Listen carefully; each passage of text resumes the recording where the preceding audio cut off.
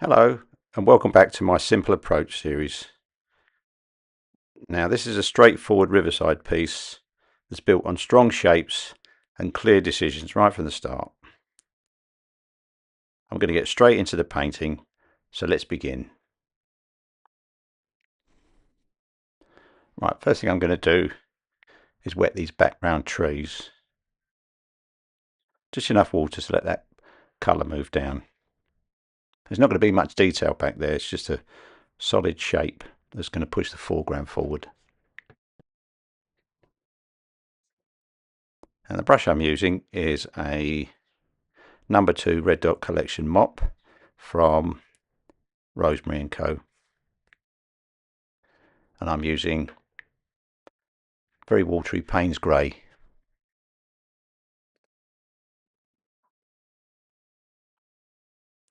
And then the other brush I'm using is a size 12. This is a Pure Sable Series 99 from Rosemary & Co. I know people are quite interested in what paper, paint and materials I use, so I'm giving you exactly what I use as we go.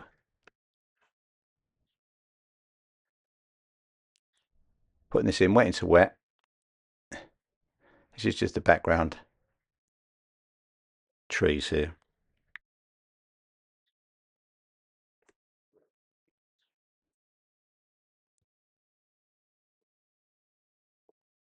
Now you see I've done an outline drawing, and if you want to have a go yourselves, you can get the outline drawing from my Patreon site, which I'll give details later on.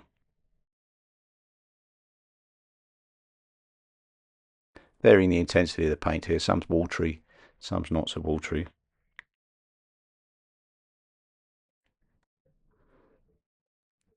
And with the composition here, the river is going to be the main line of movement. It bends a little bit, but it keeps going with a purpose, and that keeps the eye straight through the scene.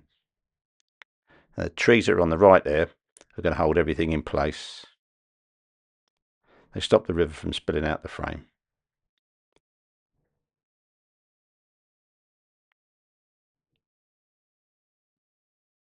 And I'm going to keep the palette fairly simple: greens, yellows, blues. I want the distance to stay cool and soft, and the bank is darker. I think it needs weight, and the water will get broken reflections to keep it alive.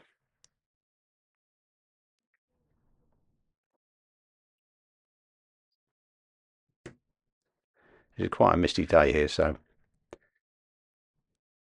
these trees in the back there, I'll diffuse a bit with a tissue as we go. Lots of nice broken edges with these tree shapes at the back there.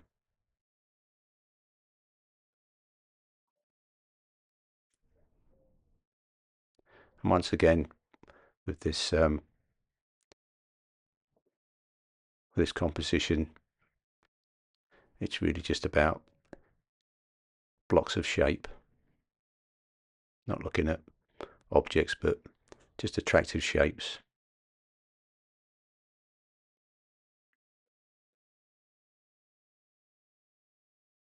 I'm just taking out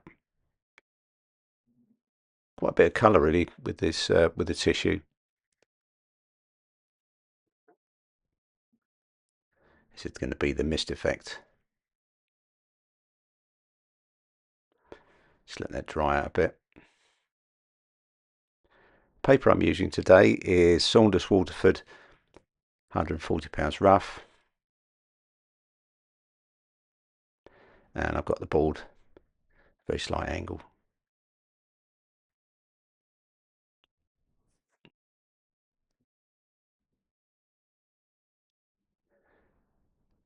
Going to start bringing in this tree area on the right.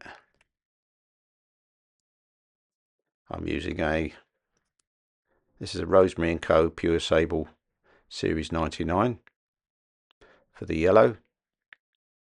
That's just cabin yellow and a little bit of sap green.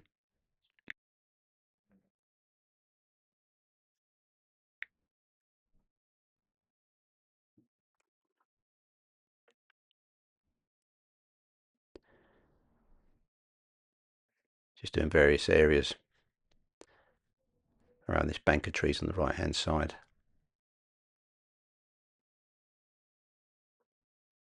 There should be some pencil marks with these when I'm putting these in, but a lot of it's going to be lost as we go. I just want a variety of colours here.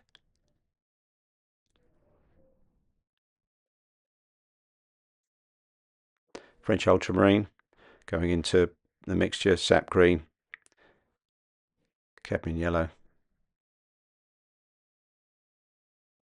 Darken that up right quite a bit. Now I've drawn some trunks here on the right hand side with these trees, and I'm going to try and keep them clear of paint as best I can. I'll leave the areas quite thick, and then when I come to do the next wash, I'll make them a bit thinner. It's difficult trying to be too precise and do very small trunk shapes, and I quite like that effect. It's all part of my style really. Just varying the colours here as we go, greens, blues, merging them into that yellow mixture.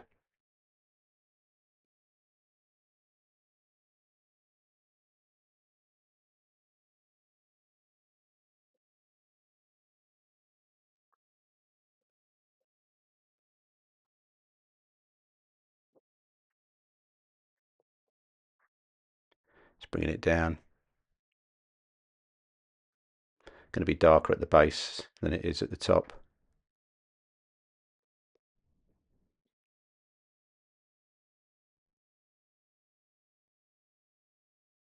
See, I'm keeping these branches and trunks clear of paint.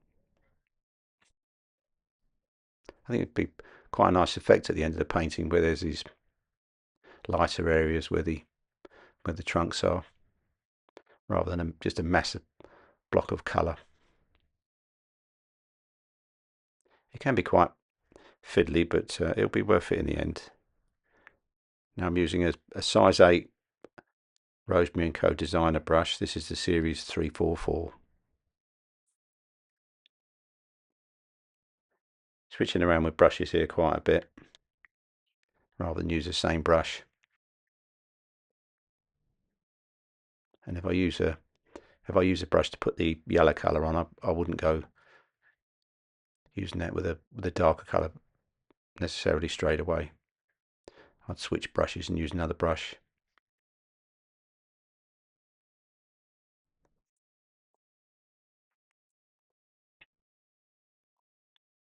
You see I've got a large palette here that I can dip into the colours here, so I'll try and keep you informed as we go, but sometimes it's really just me eyeing in these pools of colour, dipping the brush in, rolling it in, and then going for it.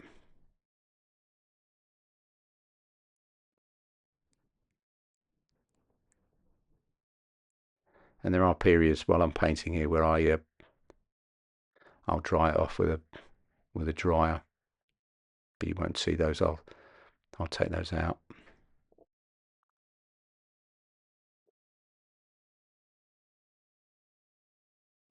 All looks a bit messy and a bit bitty first of all, but it will be coherent as we go.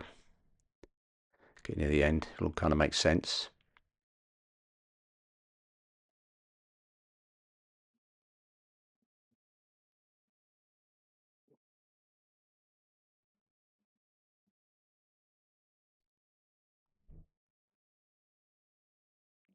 French ultramarine, cadmium yellow, sap green.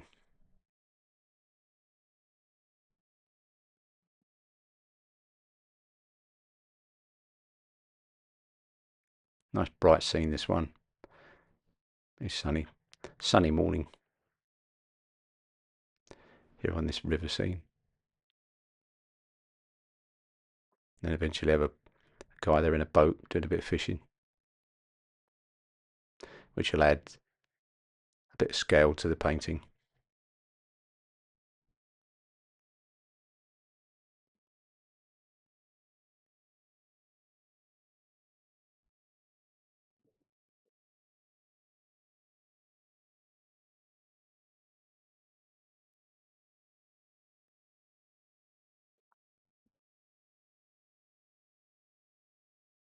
Just trying to keep a variety of colours here really.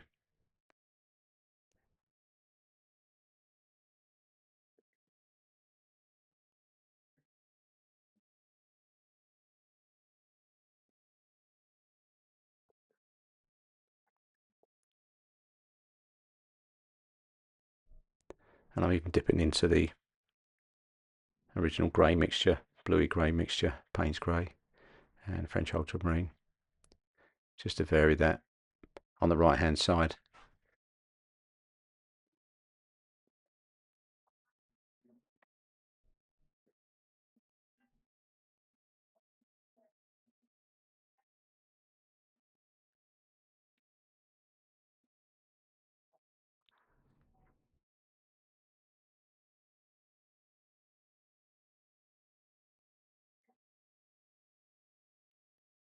You see it's a bit lighter at the top as compared to the bottom of these trees.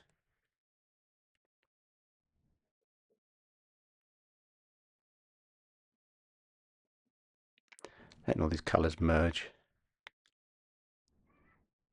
As long as you go back over with thicker paint, you don't get these blooms.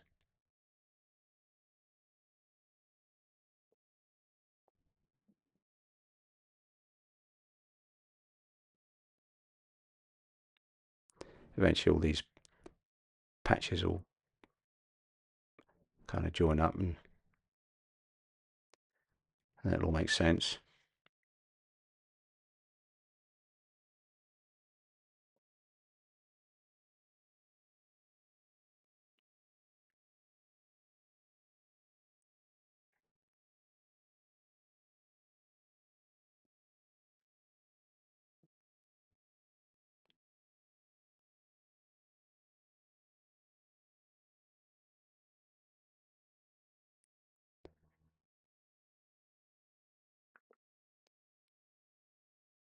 Using this brush to do some of the fine branches as well. This is the number 12 brush.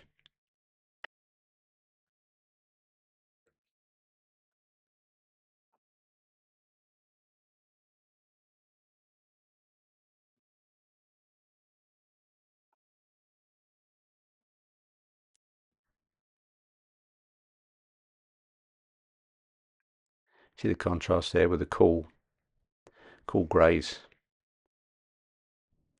sending that back in the distance, and the bright yellows and greens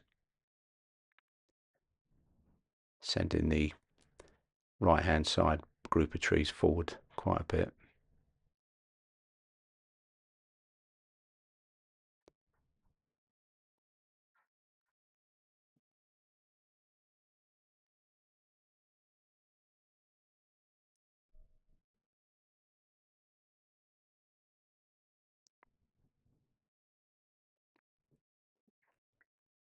Now I've let that dry.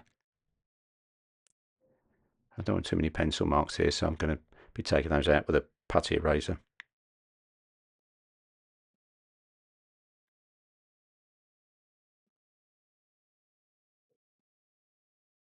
The one I use is just a medium putty eraser.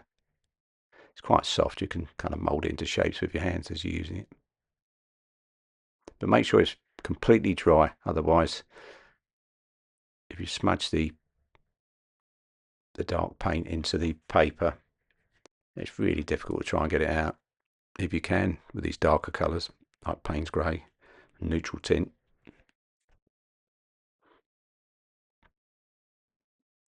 Just didn't want those showing on the trunks really.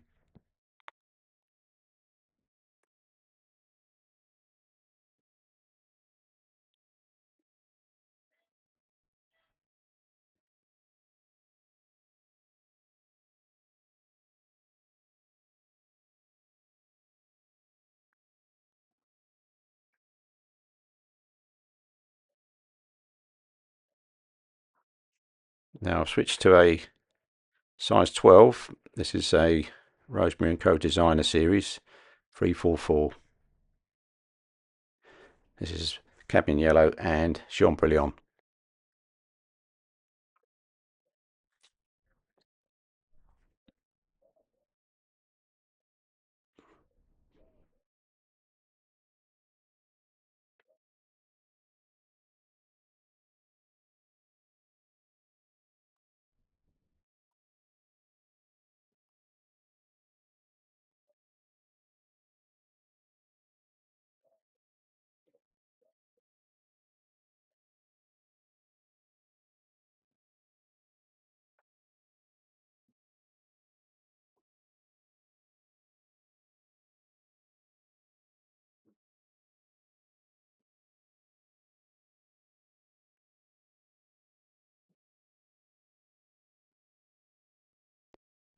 Just go around putting this colour in the foreground.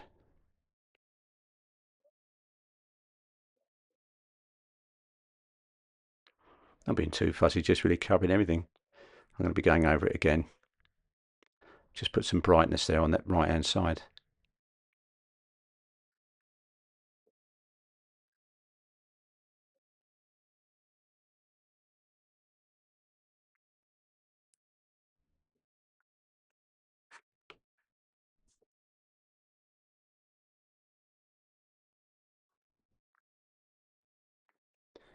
I'm still using a size 12 brush to just make a start on these, on the water. Pretty much the same colour as I did the distant trees, Payne's grey. Just dipping into a little bit of green in a minute from that puddle of green. Just letting these colours run down.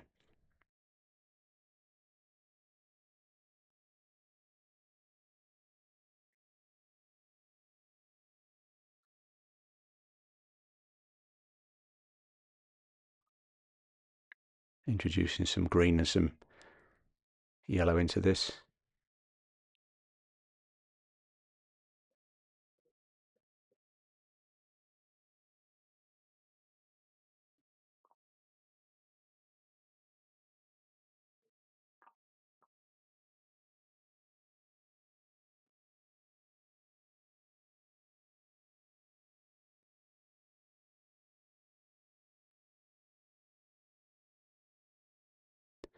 Just being careful to go around where the figure on the boat is, keeping that free of any paint. And thinking about where the tree reflection should be and the height of those trees in the distance. And trying to make it interesting as well, varying the shades of grey, some dark, some light.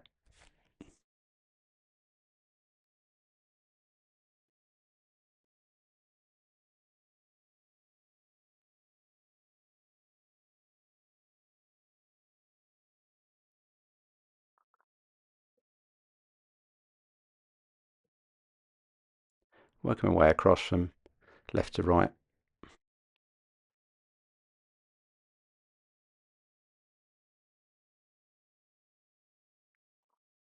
I want to get some real intense colour here, so cadmium yellow, cadmium red, going straight into this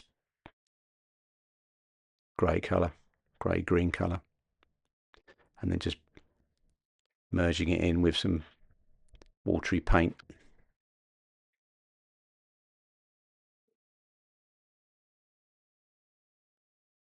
Probably have to go over this again.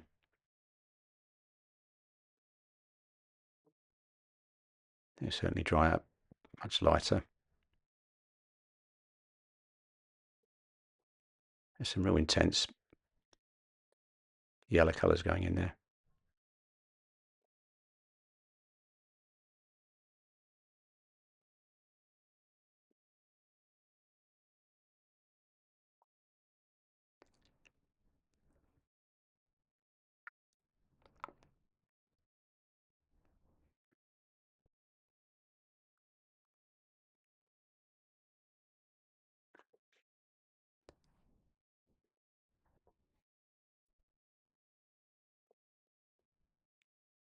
Using a size 12 brush.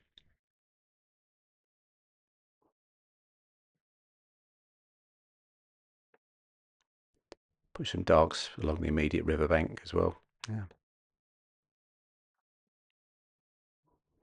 Still keeping that area clear around the boat.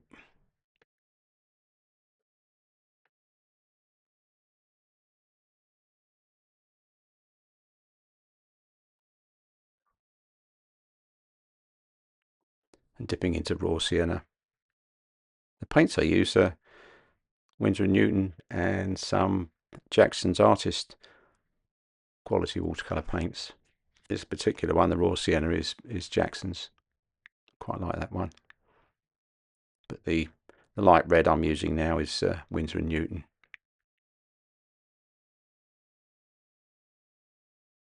None of the other companies can quite match that colour that I like, with their light red.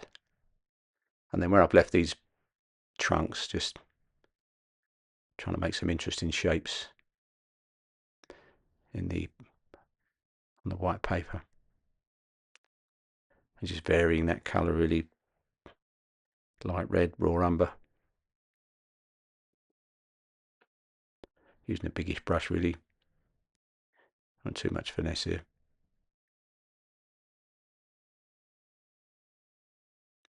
Lose some of the brightness of these whites there.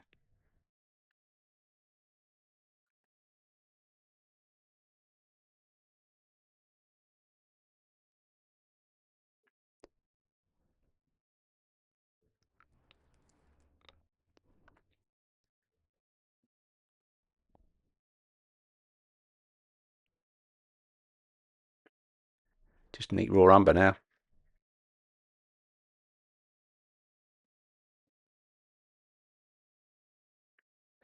Just want to give the impression of the light bouncing around there and coming off these trunks, off the branches.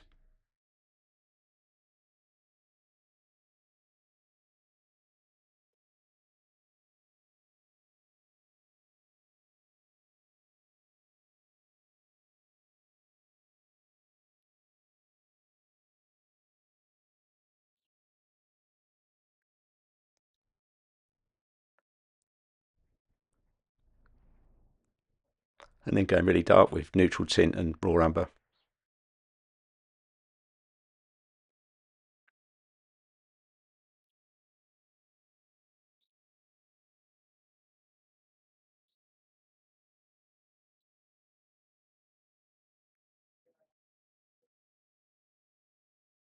You'll see the way that I paint relies on layers of washes, which is pretty much a traditional way of painting watercolours in the UK.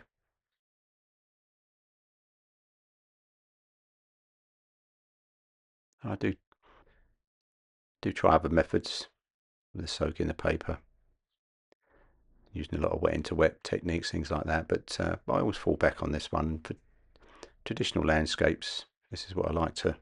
This is what I like to use. This is the method I like to use, using the washes. Back down to a size 8.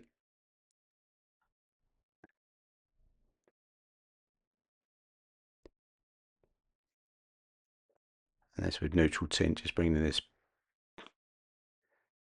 finally bringing in this boat. And straight away you can see the size of what the trees are. They're not shrubs, they're quite large trees.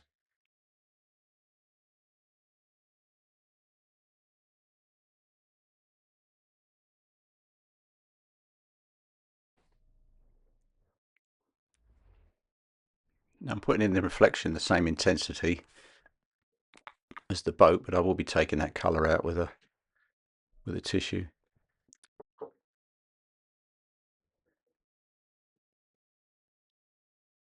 Reflections are never normally the same. If it's dark, the reflections are lighter, and if it's light, the reflections are darker, which is a general rule that normally holds true. And then we've got this guy in here, the fisherman,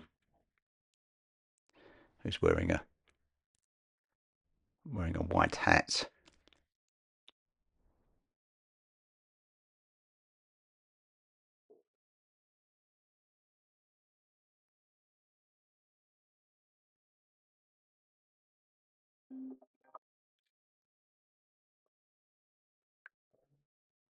I'm loving the contrast here, the light against the dark. I think it's starting to look really effective. You see I get my darkest darks against the lightest lights with the shoreline and the base of the trees.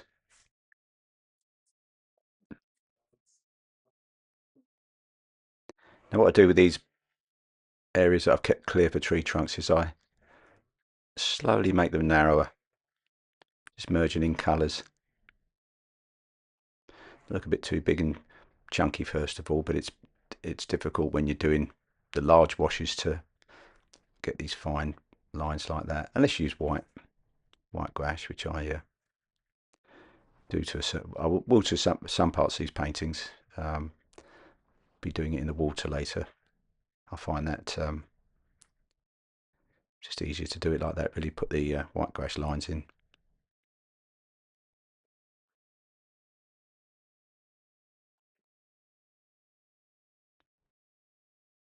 Just taking my time going around, putting in dark areas here and there, trying to make it look very natural and part of the scene. Merging the edges in, and sometimes smudging it with my finger.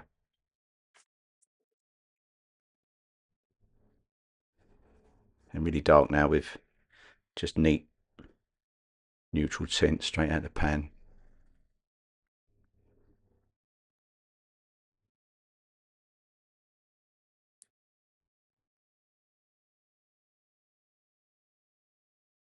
You can see the effect with the darks and the lights there. It looks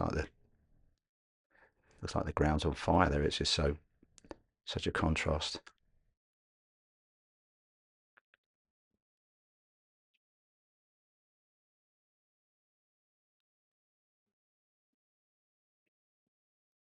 Quite often I do quite subdued colours in my paintings, but I just got a little bit brighter with this one. Made it feel a bit more tropical, like a bit more heat and mist, like a sort of a jungle image really.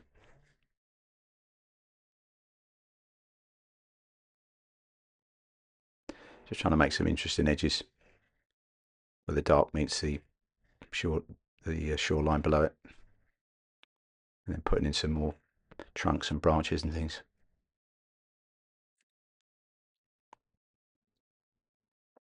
Try not to overdo it with these branches, just do a few. It's quite easy to get carried away, do too many, especially when you've got the rigger out.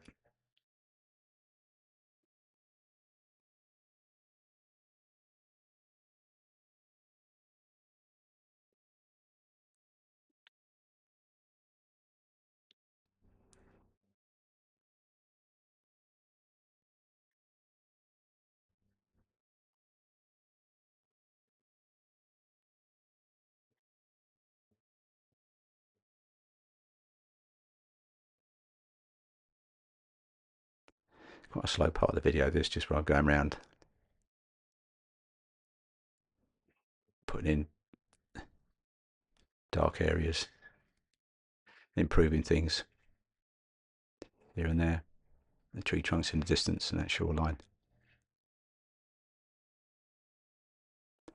Not putting in too many trunks in that distant area where the trees are. I want that to stay looking fairly murky.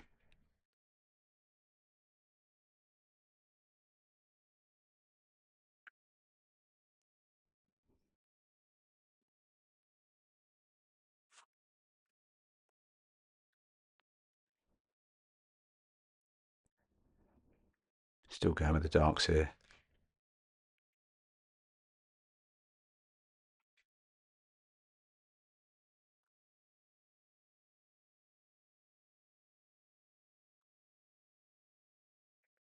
You can see how it's starting to really take shape here. And once I get on that shoreline, start putting in some dark shadow, and then connect everything, the boat, the trees. It's this thing with connection with your paintings that I've mentioned before.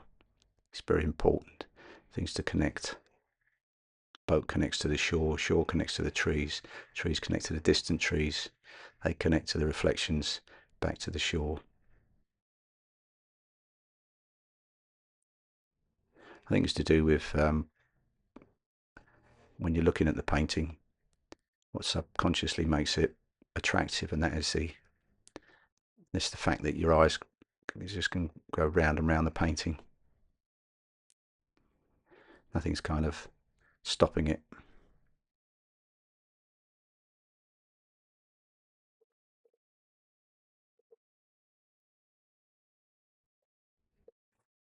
Just starting to put these darks in now. This is where I'm using the size 12 Sable's brush, the Rosemary brush, Series 99 Sable.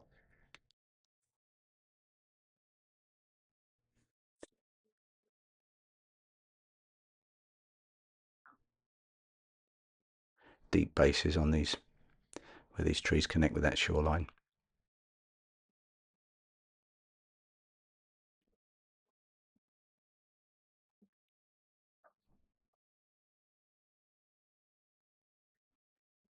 There's that connection with the boat.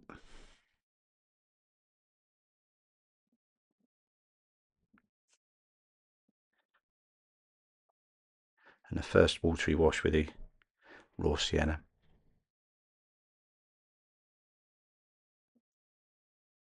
When you're doing areas like this, just try and go over it the once and leave it. Don't play about with the colour. Let it do its thing. Just leave a few areas untouched.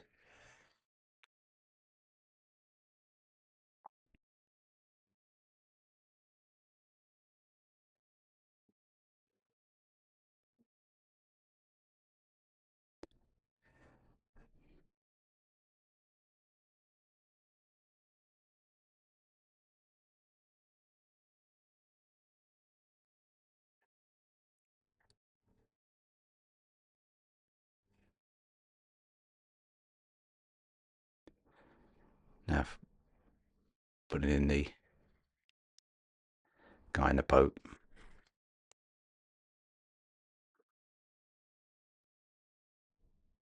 He's going to be wearing a white hat.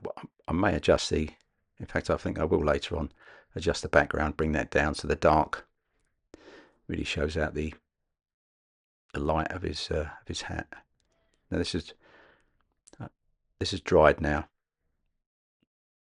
and I'm taking out these pencil guides that were in the water, the reflections. I'm going to go over this again, the reflections. There'll only be 2 washes on there, so that's not too bad. I might put too many washes on if I can help it.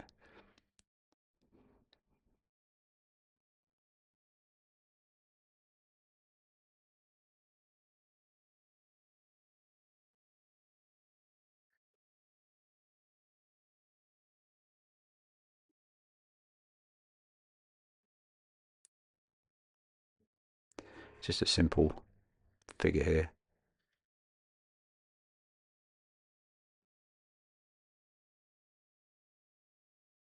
In his boat doing a bit of fishing in what looks like the jungle.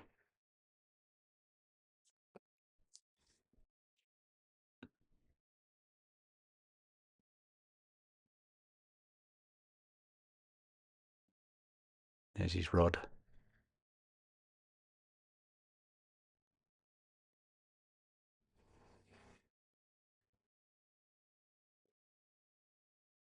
Can do quite small marks with this large brush, even though it's a size 12. I think being a sable brush, it's really has a fantastic point on it. We're doing fine lines to washes, holds a lot of paint.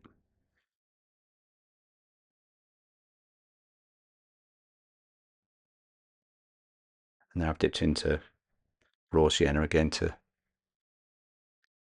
and burnt sienna, just to mark out where that shoreline is. Make a definite break there between land and water.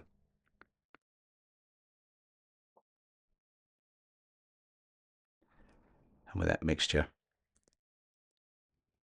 just going over the sand again.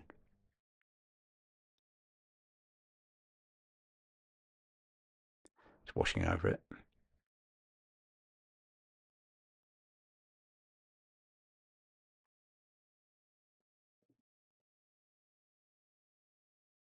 You see what I mean about just running over the once with the colour.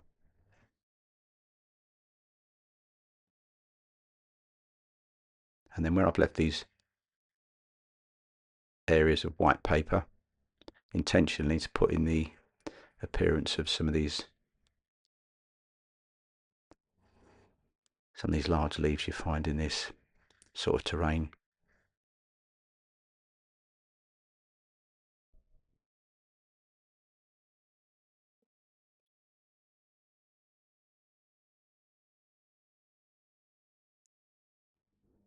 Just putting some of this cadmium yellow and cadmium red combination here and there to be the reflected light of the trees, water, sun.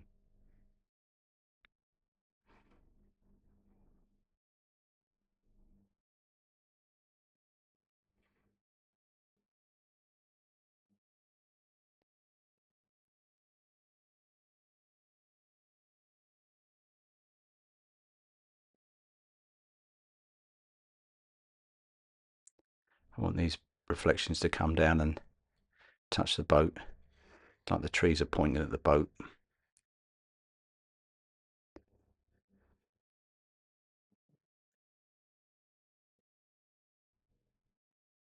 There's that reflection of the fishing rod there. Very calm water, hardly any movement at all. Just going to put in some ripples in a little while.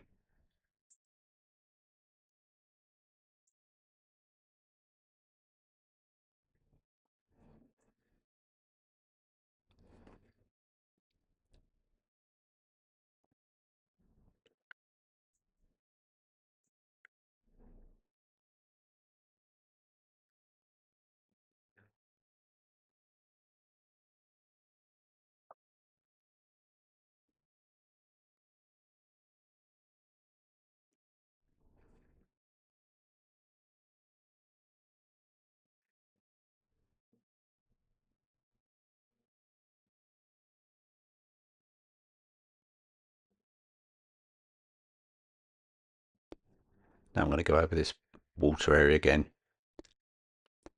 using what paint's in the palette already. It's quite watery.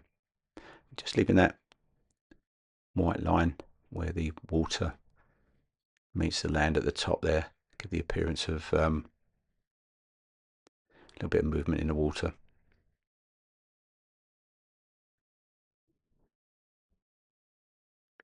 The other marks, ripple marks, I'm going to be doing with white gouache at the end of the painting. Then we're going to watch that later on. And into this glowing area, straight into cadmium yellow. Let that merge in.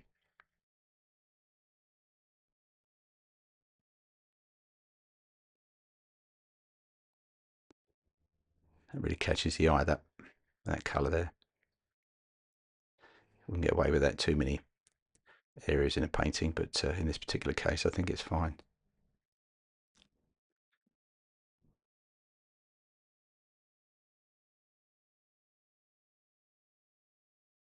And just trying to do some different marks here and break it up a bit. Got all those reflections of all that trees and branches, gold, brown, blue, black.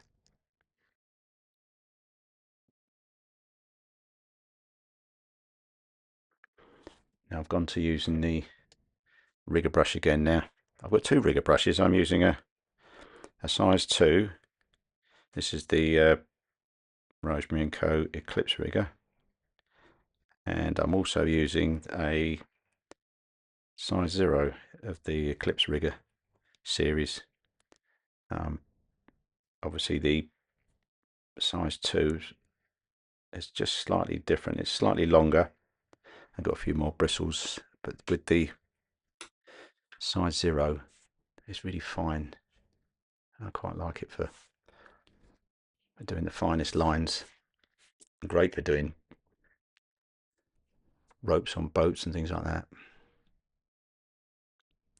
Doesn't hold too much paint. You have to regularly dip in.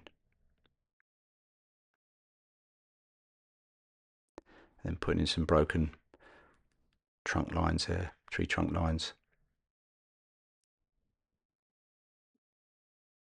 And then some of these marks in the water, ripples. Just a slight hint of breeze. Day's just warming up. Misty in the background.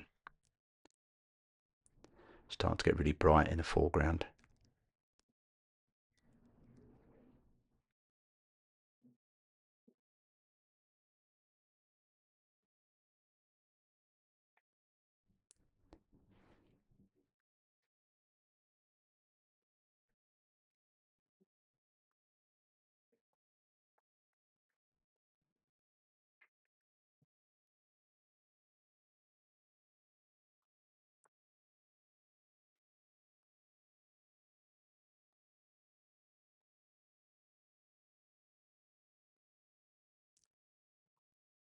Yeah, what I said earlier, I decided to go over this area at the back behind the boatman with some dark. So I'm going to I'll put his hat in over the top of that.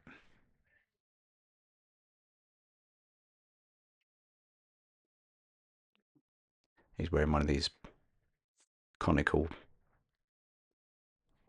type hats. And this is white gouache, using the number 2 rigger brush. I'm putting in the ripples. Once again, be wary not to put in too many.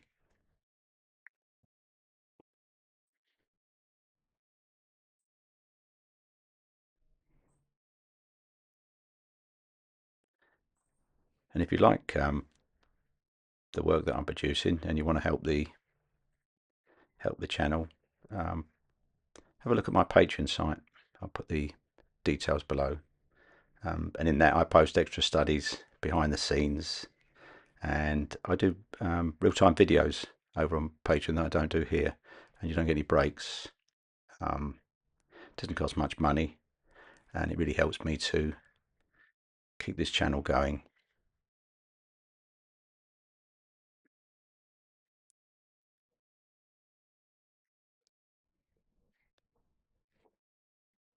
Just doing some of these white gouache lines in the foreground.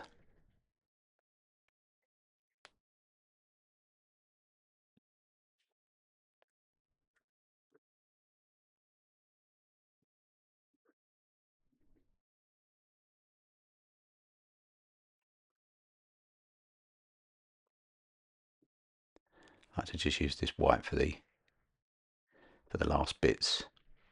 It'll be too difficult to leave when I'm doing the washes.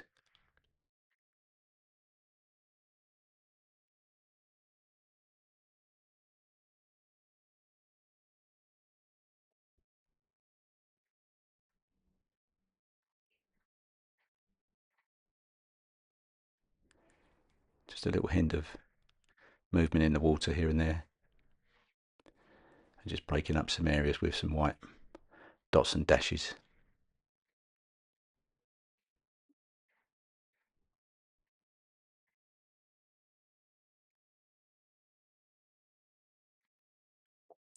And then there's this brightness on these trunks where the light's catching them. Just putting some more of that in with this white gouache.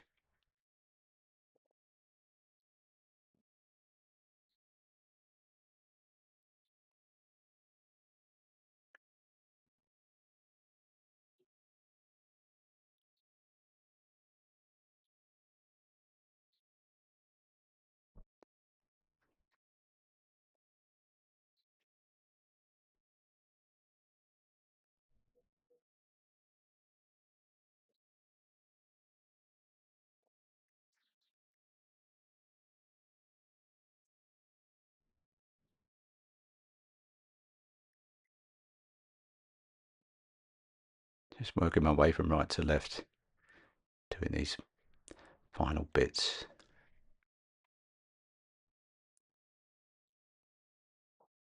Just add into this light against dark effect. Put my signature on.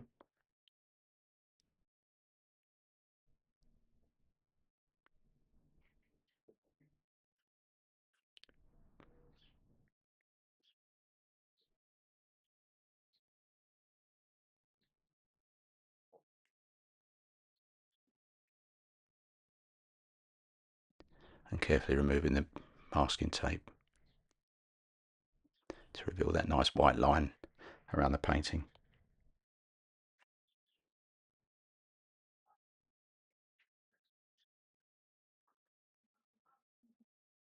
Just use normal masking tape, regular household masking tape for this.